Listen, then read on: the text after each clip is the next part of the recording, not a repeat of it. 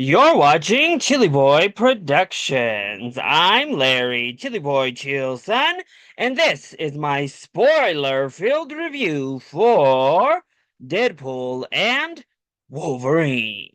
Now, before we get into this review, make sure to go ahead and click that subscribe button down below so that you can chill with me on each and every one of my latest videos. Deadpool and Wolverine is a 2024 action comedy comic book film from director Sean Levy. Deadpool's peaceful existence comes crashing down when the organization known as the TVA recruits him to help safeguard the multiverse. This soon leads him to unite with his would-be pal Wolverine to help complete the mission and save his universe from an existential threat.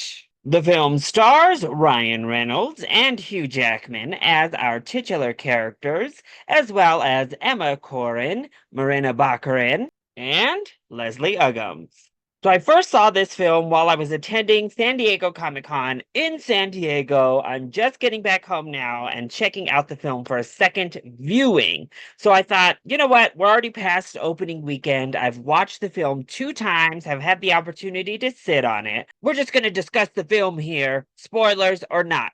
So if you by chance have not checked out the film yet, this is not the review for you because I'm just going to be talking with no regards to spoilers. That doesn't mean I'm necessarily going to be dissecting the spoilers and all the cameos, but we will be discussing them. So pretty much like everyone else, I adore Logan. I adore my X-Men. They are my comic book property.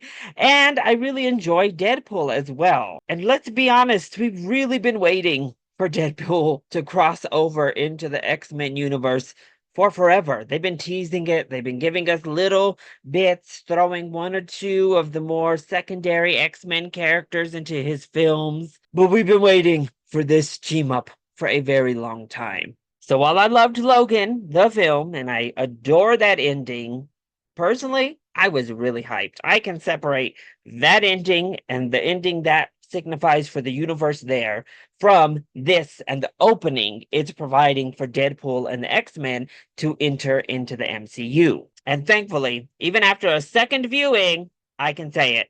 For me, Deadpool and Wolverine slaps. Sorry, not sorry. I had a great time with this film. Certainly not perfect, but it was exactly what I needed. So let's go ahead and jump into the positives first. Well, I have to give it up to our main stars of the show. Ryan Reynolds continues to be perfect for the role of Deadpool, and more so than just being a really good casting, his love of the character continues to shine through. You could just feel that he adores this character because although a lot of his other movies seem to be modeled after Deadpool, that's the thing. He has gravitated to the Deadpool persona because he loves this character so much. But really, the standout actually is Hugh Jackman in this film. Look, I was on the train that both Hugh Jackman and Sir Patrick Stewart should have been nominated for Academy Awards for Logan. I thought that performance was a towering achievement in his career. And while we don't quite get to Logan level of performance, my God, is Hugh Jackman good in this movie? You can't help but feel like vindicated watching him return to this project, return to this character after seemingly leaving it and moving on to other things, and just put everything he has in it. There was no phoning it in. He came back, and you could feel his love for Wolverine and for Logan and for telling this story. Oh my gosh, what a performance from Hugh Jackman. It was amazing. And easily the best dramatic performance of the entire film, but how he was able to just bring all of Wolverine's personality in every aspect, including the trauma, the humor, the badassery, to life like this. Oh, too good. But I also thought the team up worked really, really well. It's super stylized, a lot of fun. It's very bright and colorful. The jokes really streamlined so well. There are a lot of jokes here, and I was laughing continuously throughout the film, even on a second watch. But what really makes it work underneath the fun, the gimmicky aspects of it all, the meta humor of it all, is that it has a great heart. It pays great respect to everyone in this film, starting with Wade Wilson himself. I loved his story arc. I loved that they gave him so much heart here, and what he was fighting for was clear. I loved Wolverine's story arc and what he is fighting for in this film. And it all comes together so that in the third act, the themes and the ideas that were planted early are developed throughout and come to a beautiful fruition in the finale. This idea of redemption for Wolverine, this idea of selflessness, unselfish heroism for fighting for something bigger than yourself for both of those characters was really well handled. I thought it was so well done that once we get to that moment in the end where Wolverine and Deadpool are holding hands, coming together to win the day and save the universe, even the little flashbacks that sometimes could feel daunting or cheesy just worked, and it hits on such a beautifully emotional level. And then we get to our cameos, our surprise characters, is how I'll actually refer to this gang. We have X-23, we have Jennifer Garner's Elektra, we have Wesley Snipes' Blade, and we have Channing Tatum's Gambit. Now, I think these all need to be put in a separate category because I actually don't think these are cameos because they're much more supporting characters, honestly, because they all have a mini arc that they go through. I would say the closest that's played as any kind of joke is Channing Tatum's Gambit, and that's just because there's more material to work with because he never actually was a character. But even with him, I think these characters are handled with so much respect and care. I loved that they all got a moment to shine. They got these badass fight sequences to show off. And as they say right there in the movie, let's go get our ending. The ending we never got in our original run or our potential run.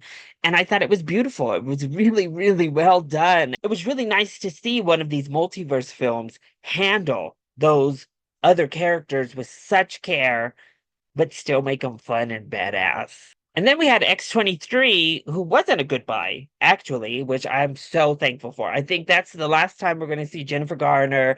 We're going to see Wesley Snipes and Channing Tatum in this universe. However, X-23, this kind of felt like a reintroduction. And I'll be very happy if that's the case because she shows up at the very end when none of the others do. But I would even say Pyro is more of a supporting character rather than simply a, oh, look at who it is type of cameo. Because he plays a role in the actual narrative of the story. He has a little bit extra to do. So, yeah, you could say it's a big cameo fest, but in reality, about half of the cameos feel like greater purpose characters in the film that have their own arcs and own payoffs. And honestly, even the cameos, the ones that I would consider pretty much straight up cameos, had such wonderful purpose and worked so well. This whole Mad Max gang is full of cameos, but they didn't need bigger parts. We didn't need Sabretooth and Azazel and Toad, Lady Deathstrike, kind of just off in the background. We didn't need all of those to necessarily have these bigger roles. They played the role they needed to. And then we have Chris Evans, who returns in the most spectacular fashion as Johnny Storm. Oh my gosh. Again, he didn't need to necessarily have this big arc like the others on his team had. He served his exact purpose and was amazing. And the same thing with Henry Cavill. It was just fun and amazing. So for me, the cameos, top to bottom, all worked, really. And we can't talk about positives with Deadpool and Wolverine without mentioning that opening credit sequence. If a Deadpool movie is going to do one thing and one thing really, really well, it's an opening credit sequence. And oh my gosh, Deadpool 3 just nailed it. I mean, absolute perfection. I think if it could have improved one thing, it could have given us the kind of fake titles that the other Deadpool films had. But honestly, even without that, oh my gosh, I was dying in the movie theater watching this. It was honestly the part I was most hyped to see again in a movie theater. So good. And piggybacking off of the opening credit montage set perfectly to NSYNC's Bye Bye Bye, the needle drops were fantastic to me. Pretty much every single needle drop in this film felt right. Particularly, I have to give it up to Madonna's Like a Prayer usage twice. It actually has two perfect needle drops.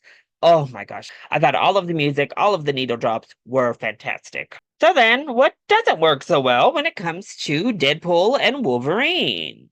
Well, my biggest negative is our villain. Now, Emma Corrin, I think, gives a really great performance. She gets laughs. She's really intimidating. I thought she does a fantastic job with what she's given. Unfortunately, Cassandra Nova was quite undercut with the writing. We're back to that old school MCU formula where the villain just is kind of there for me, which is understandable because how are Deadpool and Wolverine going to take on an Omega level mutant like Cassandra Nova? I mean, come on. It's ridiculous in the first place, but she just isn't given much to do. And then I think the climax of the film, while emotionally it resonates, as an actual climax to our conflict is a bit underwhelming. Having her just stand there with her hands in this machine for the final act is so boring for a character like that. I don't know. I didn't love her character's arc, really. And I do think it has just a bit of a pacing issue. So we start huge with this amazing opening credit sequence. But like we do in these Deadpool movies, we start with a big action, funny credits, and then we go a flashback and we go back in time. And it kind of comes to a screeching halt for a while. Pretty much from the moment we enter Deadpool's ass to go back in time up until Hugh Jackman appears once again on screen. It's a bit slow. I mean maybe until Deadpool gets sucked into the TVA, but wow, there for a while it's just a little bit of a slog. You're like, okay, we can get moving again. And then I think there's another kind of exposition heavy moment near the end of the second act. We're getting to the third act later in the film that slows us down a little bit too heavily. And yeah, I think there are a couple CGI issues, but not nearly to the degree other people have made them out to be, at least I would say personally. And I have to say, the one cameo that disappointed me was actually Lady Deadpool. So you find out in the credits it is, in fact, Blake Lively. But what? She couldn't make it into film something? She couldn't do anything on screen? I don't think Blake Lively has a distinct enough voice to get away with passing her off as a voiceover only. I would have had no idea that was Blake Lively's voice. I think you needed to show her face. That one fell a bit flat for me. But overall, I had a blast with Deadpool and Wolverine. It gave me all the meta humor I was hoping for. Highly relevant meta humor that were actually extremely relevant to announcements that would come after the film was even released. Okay, Marvel. But it was really funny, really fun. It had that effervescence, that energy, amazing music, amazing set pieces, and a couple of really fantastic performances from our leads. Honestly, this gave me everything I was hoping for from a Deadpool and Wolverine team up movie. Like I said, it's not quite perfect. There's a few things I think it definitely could have improved on, but by and large, this was a blast for me. And yeah, I'm excited for this new era of Deadpool and Wolverine, along with the rest of the X-Men, entering the MCU. Now, how do we intertwine R-rated Deadpool with very PG-13 rated MCU? We'll see, I suppose. But hey, they want to make a movie with Spider-Man, and I am more than happy to watch that. So that was my spoilery review of Deadpool and Wolverine. I hope you enjoyed it. If you did, go ahead, click that like button down below and subscribe to the channel so that you are always up to date on all of my latest videos.